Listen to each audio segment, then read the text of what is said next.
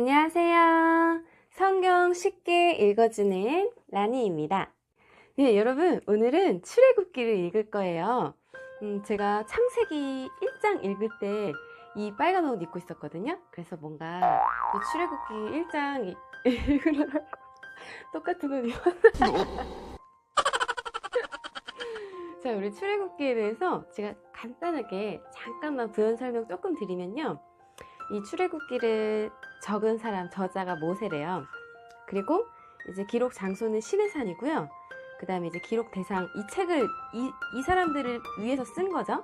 이스라엘 백성들을 기록 대상으로 쓴 책이래요. 그리고 이제 핵심어는 구출, 구속, 계명 뭐 이런 단어들이 있고요. 하나님께서 택하신 백성을 완전히 구속하시기 위해서 행하신 많은 이적들 가운데 그 하나의 노예의 신분으로 억압받고 있던 이스라엘 민족을 구출해낸 사건과 십계명과 다른 율법들을 통해 어떻게 사는 것이 하나님께서 바라시는 삶인가를 가르쳐주는 책이랍니다. 네, 이상 잠깐의 TMI였고요. 자, 이제 오늘 출애굽기 1장 읽어볼게요. 야곱과 함께 가족을 데리고 이집트로 내려간 이스라엘의 아들들의 이름은 르우벤, 시므온, 레위, 유다, 이사갈, 스불론, 베냐민, 단, 납달리, 갓, 아셀입니다. 야곱의 자손은 모두 70명이었습니다. 야곱의 아들 요셉은 이미 이집트에 가 있었습니다. 얼마 후에 요셉과 그의 형제들과 그 시대에 살았던 사람들은 다 죽었습니다. 그러나 이스라엘 백성은 자녀를 많이 낳아 그 수가 크게 늘어났습니다. 그들은 매우 강해졌고 이집트는 그들로 가득 차게 되었습니다. 자, 하나님께서 아브라함과 이삭과 야곱에게 많은 후손을 줄 것이라고 몇 차례 언약을 하셨죠. 이제 요셉도 죽고 다 이 사람들이 다 죽었는데 그 후손들이 엄청나게 불어났다는 거예요. 그래서 이제 하나님의 언약대로 이제 이 이스라엘 백성들은 많은 복을 받은 거죠. 그때 새 왕이 이집트를 다스리기 시작했습니다. 그 왕은 요셉이 누구인지를 알지 못했습니다. 시간이 너무 많이 지나가지고 요셉도 죽고 이 식구들도 다 죽고 그러니까 완전 세대교체가 다 돼버려가지고 새로운 이집트의 왕은 요셉의 그 큰 업적과 이 식구들이 그 당시에 환대받았던 그런 배경을 하나도 지금 모르는 거예요. 그 왕이 자기 백성 이집트 사람들에게 말했습니다. 이스라엘 백성이 너무 많아서 그들은 우리보다도 강해졌다. 그러니 그들에 대해서 무슨 계획을 세워야 하겠다. 그렇게 하지 않으면 그들의 수가 더 늘어나게 되어 만약 전쟁이라도 일어나면 그들은 우리들의 적과 한편이 되어서 우리와 맞서 싸운 후에 이 나라에서 떠날 것이다. 그래서 이집트 사람들은 이스라엘 백성에게 힘든 일을 시켰습니다. 그들은 이스라엘 백성을 다스릴 노예 감독들을 두었습니다. 노예 감독들은 이스라엘 백성에게 강제로 일을 시켜서 파라오를 위해 비돔과 라암셋 성을 짓게 했습니다. 그 성은 이집트 사람들이 물건을 쌓아둘 수 있는 창고 성이었습니다. 원래 히브리 사람들은 이집트로 이렇게 건너온 사실상 이방인이잖아요. 이제 어느 한 곳에 이제 조금 이제 자리 잡고 사는 것까지는 괜찮았는데 이 사람들의 수가 너무 심하게 늘어나다 보니까 이제 원래 본토에 있던 이집트 사람들이 조금 이제 겁에 질린 거예요. 혹시라도 이렇게 많은 사람들이 적군의 편에 서게 되면은 상대적으로 너무 이제 위험에 처해지게 되니까 저 사람들을 어떻게 하지? 막 고민을 하다가 고된 노동을 시켜서 자손의 번성을 막겠다는 1차적인 계획을 세운 거죠. 그렇게 해서 이집트의 노예살이로 이제 엄청난 고생이 시작돼요. 이집트 사람들은 이스라엘 백성에게 더 힘든 일을 시켰습니다. 그래도 이스라엘 백성의 수는 더 늘어났습니다. 그러자 이집트 사람들은 이스라엘 백성을 더욱 두려워하여 이스라엘 백성에게 더욱더 고된 일을 시키고 그들을 괴롭혔습니다. 이집트 사람들이 이스라엘 백성에게 힘든 노동, 곧 흙, 이기기와 벽돌 굽기와 힘겨운 밭일을 시켰기 때문에 이스라엘 백성들의 일은 더욱 힘들게 되었습니다. 십브라와 부하라고 하는 히브리 산파들이 있었습니다. 이 산파들은 히브리 여자들이 아기 낳는 것을 도와주는 일을 했습니다. 이집트 왕이 이 산파들에게 말했습니다.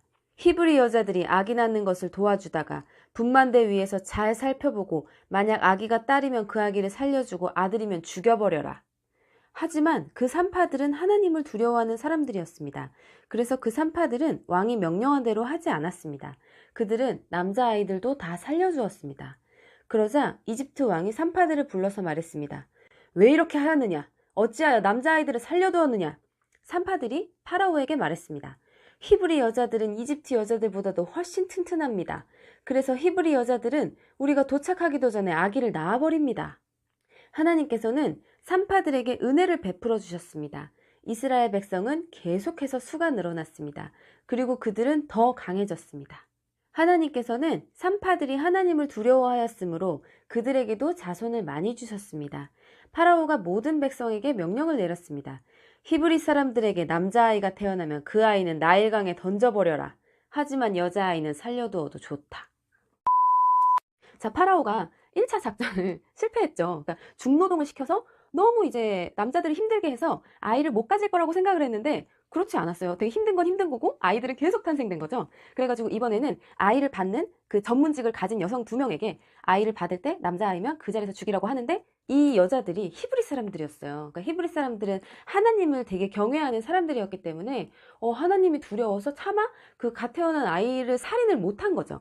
그래서 임기응변으로 잘 이렇게 상황을 모면했는데 그래서 이제 이 파라오가 안 되겠다 싶어가지고 이제는 아예 그냥 대놓고 처음에는 이 여자들 둘한테만 얘기했는데 이제는 그냥 모든 백성에게 아예 대놓고 명령을 내린 거예요. 남자아이는 나일강에다가 던지라고 아주 구체적으로 어떻게 죽이라는 방법까지 나오는데요. 이때 여기 나일강에 악어떼가 굉장히 많은 곳이어가지고 나일강에 던지라는 거는 그냥 악어 밥 주라는 얘기예요. 아니면 익사하거나 뭐 둘 중에 하나겠죠. 그렇게 해서 지금 이스라엘 백성들이 이집트에서 종살이 하는 내용이고요. 2장 읽어볼게요. 레위 집안의 한 사람이 레위 집안 어떤 여자를 아내로 맞아들였습니다. 여기서 이 레위 지파, 레위는 야곱의 셋째 아들이죠. 근데 이제 그 야곱의 아들들은 다 죽었고 그 후손들, 근데 이제 그 레위 지파 중에 한 사람이 이제 결혼을 해서 이제 그 이야기가 나오는데요. 여기에는 지금 이름이 나와 있지 않은데 이 부부의 이름이 아므람과 요게벳이라는 이름이 있어요. 나중에 나와요. 그 여자가 임신하여 아들을 낳았습니다. 여자는 그 아기가 너무 잘생겨서 3달 동안 숨겨두었습니다. 하지만 3달이 지나자 더 이상 아기를 숨길 수 없었습니다. 그래서 여자는 파피루스 상자를 가져다가 역청과 나무진을 칠해서 물에 뜰 수 있게 만들었습니다. 그런 다음에 아기를 그 상자 안에 넣고 상자를 나일 강가의 큰 풀들 사이에 두었습니다. 아기의 누이가 얼마쯤 떨어진 곳에서 그 아기에게 무슨 일이 생길까봐 지켜보고 있었습니다. 자, 여기서 이게 무슨 내용이냐면요. 이 요게벳이랑 아므람 사이에서 아들이 태어났는데 이때는 이 두 부부 사이에는 이미 아들, 딸이 한 명씩 있었어요. 근데 지금 새로 태어난 이 아들은 이미 왕에게 명령이 떨어지고 난 뒤에 태어난 아이여가지고 몰래 키운 거예요.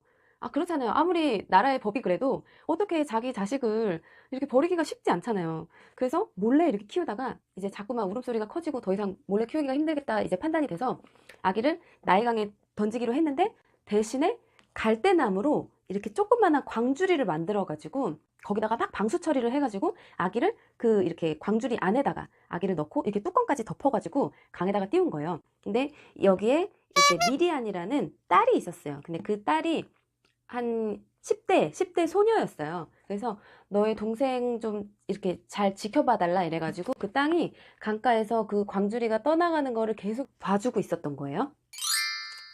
그때 파라오의 딸이 목욕을 하려고 강으로 나왔습니다. 공주의 몸종들은 강가를 거닐고 있었습니다. 공주가 큰 풀들 사이에 있는 그 상자를 보고는 몸종을 시켜 그 상자를 가져오게 했습니다. 공주가 상자를 열어보니 거기에는 남자아이가 울고 있었습니다. 공주는 우는 아이를 보자 불쌍한 생각이 들었습니다. 그래서 공주가 말했습니다. 이 아이는 틀림없이 히브리 사람의 아기일 거야. 왜냐면 이 공주는 알잖아요. 지금 현재 나라의 상황을 알잖아요. 갓 태어난 남자아이들이 강으로 떠내려가는 거를 아마 많이 봤을 거란 말이죠.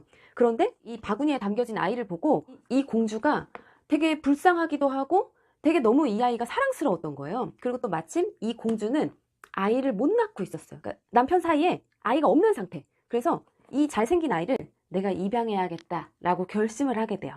그래서 이제 이 공주가 이 시녀들하고 하는 이야기를 그 딸 미리안이 저 뒤에서 들은 거예요. 그래가지고 갑자기 나타나가지고 이렇게 얘기를 합니다. 그때 아기의 누이가 나가서 공주에게 물었습니다. 제가 가서 이 아기에게 젖을 먹일 히브리 여자를 구해올까요? 공주가 말했습니다. 그래, 그렇게 하여라. 그래서 아이의 누이는 가서 아이의 어머니를 데리고 왔습니다. 이 누나랑 이 엄마는 정말 기뻐서 아마 펄쩍펄쩍 뛰었겠죠. 우리 아이가 죽지 않고 누군가의 손에 발견되는데, 그게 하필이면 이집트의 공주인데, 그렇게 해서 그냥 죽임을 당한 게 아니라 입양하겠다고 하잖아요. 근데 그 공주는 젖이 안 나올 거 아니에요. 아이를 안 낳았으니까. 그래서 이 딸이 거기서 순발력 있게 여기 저쪽 사람 있는데 소개시켜드릴까요? 이게 딱 그런 거야.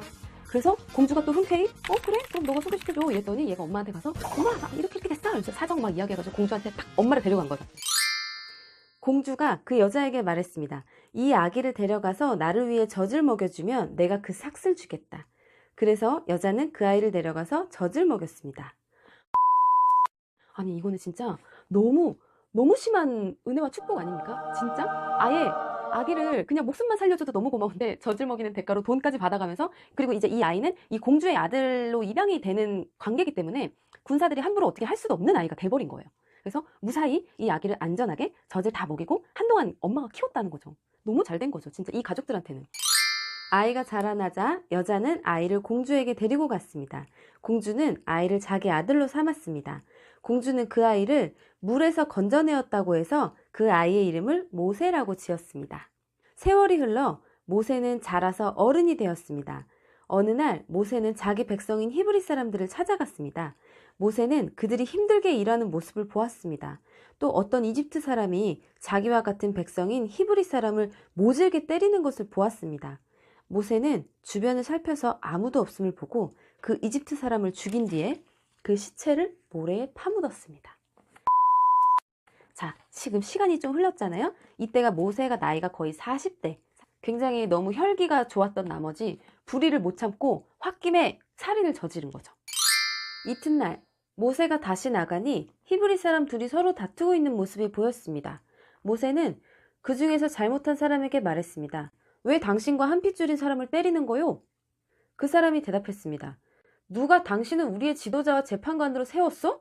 그래, 이집트 사람을 죽이듯이 나도 죽일 생각이요? 그 말을 듣고 모세는 두려워졌습니다.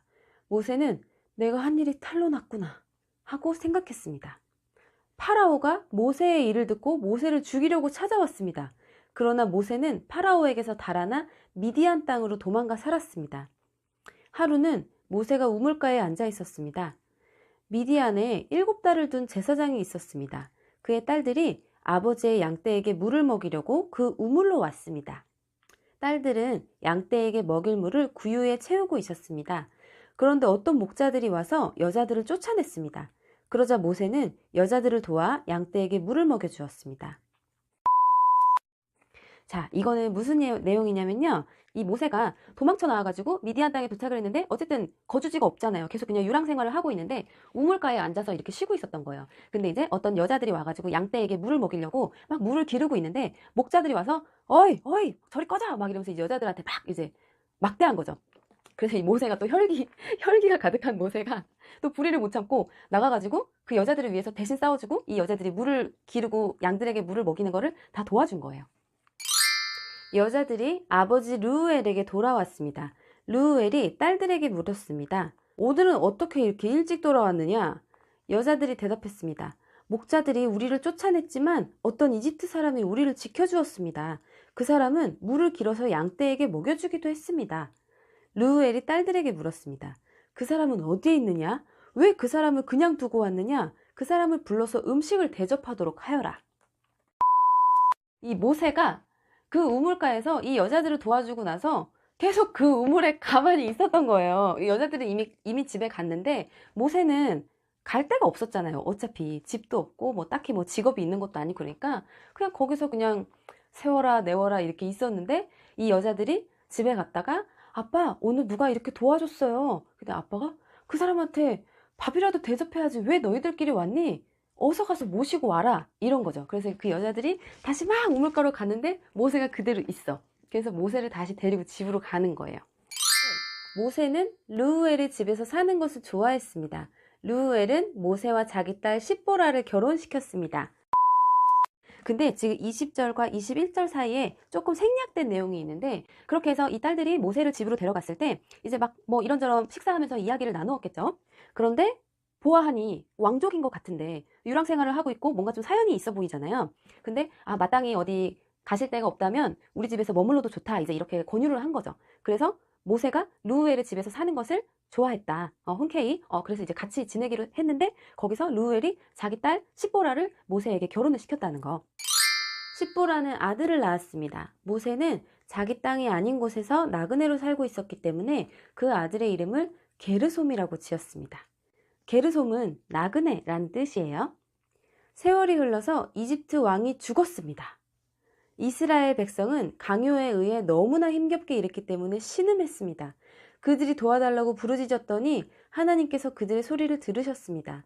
하나님께서는 그들의 소리를 들으시고 아브라함과 이삭과 야곱에게 하신 약속을 기억하셨습니다. 하나님께서는 이스라엘 백성의 고통을 보시고 그들에게 관심을 가지셨습니다.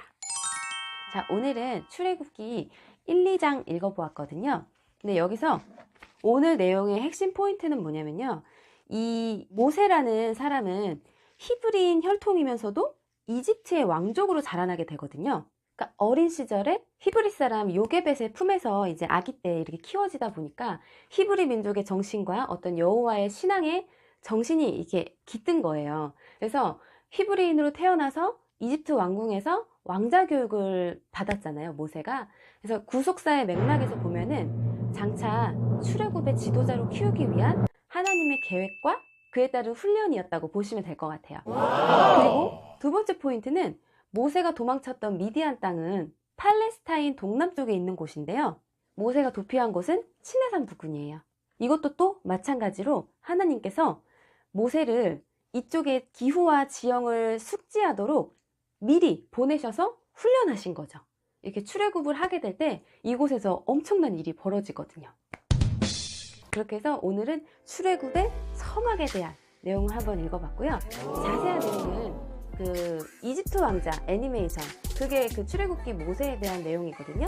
그 영화 혹시 안 보신 분들 있으시면은 나중에 시간 나실 때 보시면 재밌으실 거예요. 네, 오늘도 영상 시청해주셔서 감사드리고요. 다음 시간에 또 만나요. 안녕.